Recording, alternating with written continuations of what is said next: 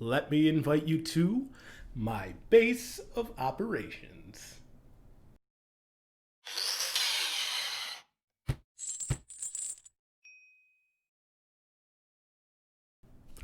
Hello and welcome back to Chain of Commander.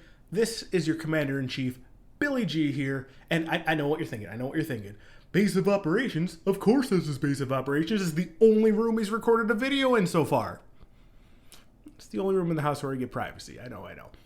But this isn't about my base of operations. This is about the base of operations of your deck, the mana base.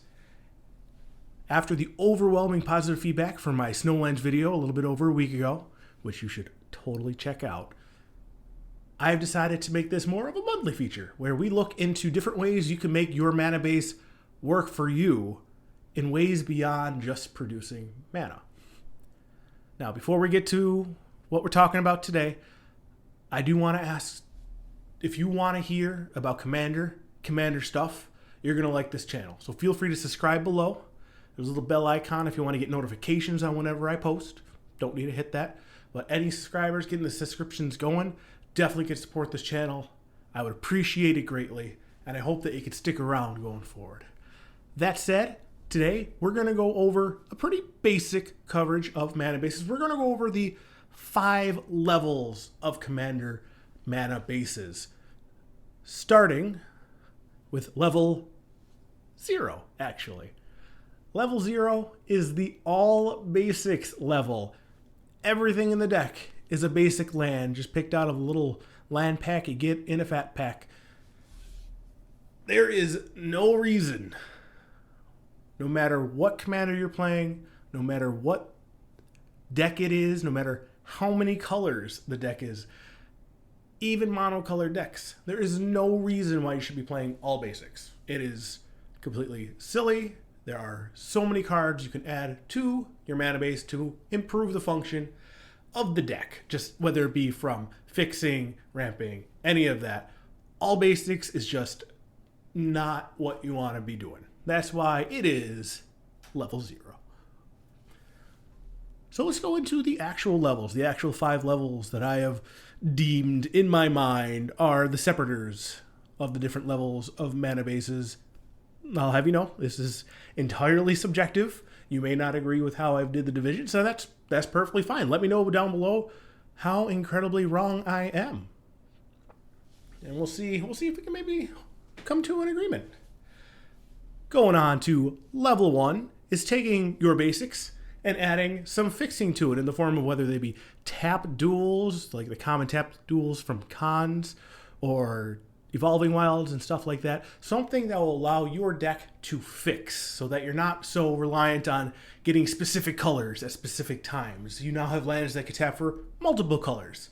So you would have access to more combinations of mana amongst the lands on the field, which would make it much easier to cast your spells when you want them to be cast. You're not color screwed for mana. So that's definitely the first step to just kind of easing out when you're starting out building a mana base. Get some amount of fixing in there. Get it good. Or let's say that you've done a couple drafts recently, or you opened some of the new set and you opened some of whatever the rare land cycle is from that set. You can move up to level 2. Level 2 includes the inclusion.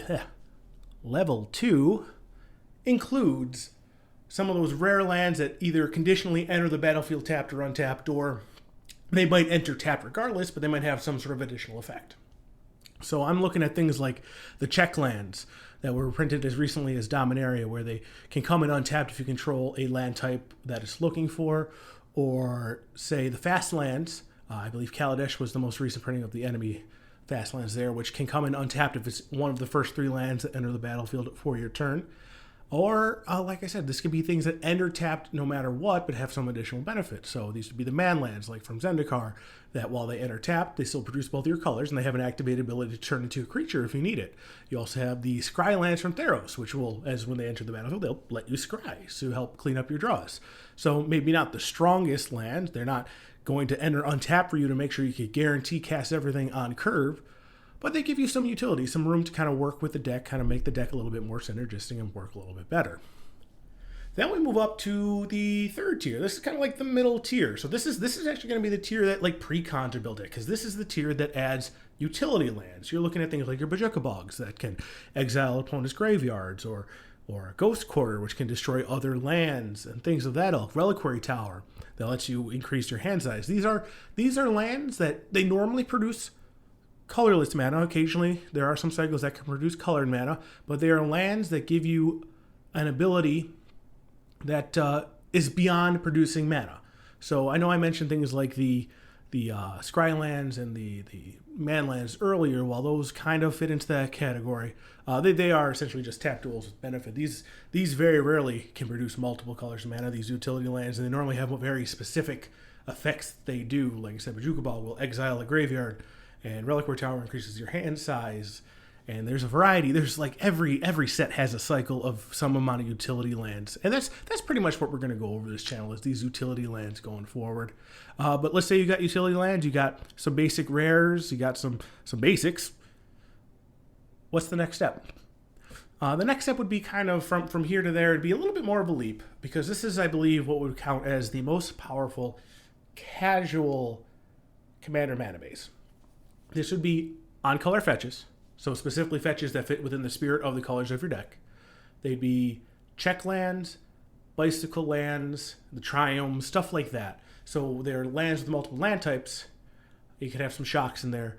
And they also would have lands that benefit from having those land types already out there. So this would be the most likely you could have a nice even mana base that will give you access to all your colors, where most of the lands can enter untapped, so you can cast things on curve. But it's not as super powerful as this final tier here, what I call tier 5, all the possible fetches, all the possible duels, plus the preceding level, so your utility lands and whatnot. In Commander, color identity determines what cards can go in your deck. Fetches don't have a color identity because they do not have any of the mana symbols anywhere in the rules text. They simply say things like plains or mountain or stuff like that. So we'll take Arid Mesa, for example. In a Jund deck, you can have mountains, you could have swamps, and you could have forest. Arid Mesa lets you grab mountains or a plain. So technically, it could go in a Jund deck. It can grab one of those mountains and put it on the battlefield. This is legal to do in Commander. Now, let's say you have all of the dual lands, all the lands with the dual types on it.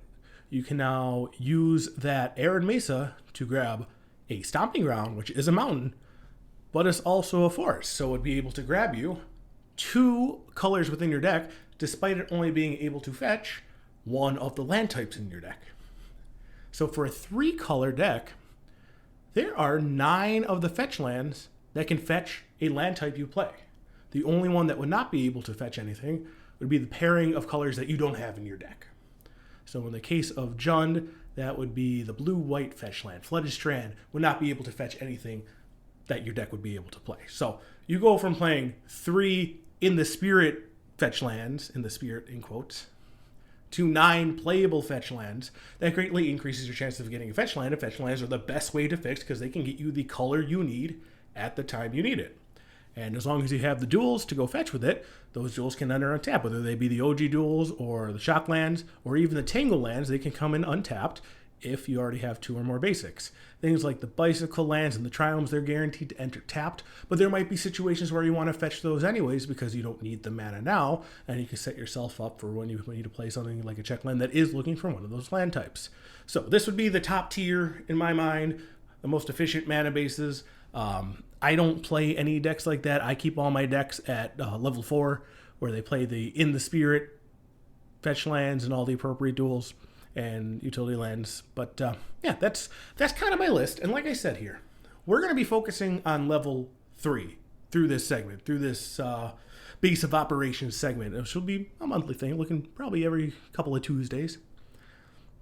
We'll be looking at how different cycles of utility lands from different sets can be added to your deck, how they might benefit your deck, or in some ways what strategies might not want certain things like that. And I just kind of hope you join me here. So yeah, if you want to swing around every couple times, like I said, subscribe down below.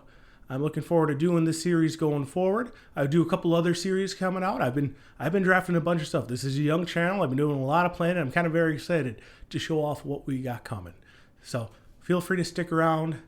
Thank you for joining me today. It was a pretty low intensity one. And I hope to see you again soon.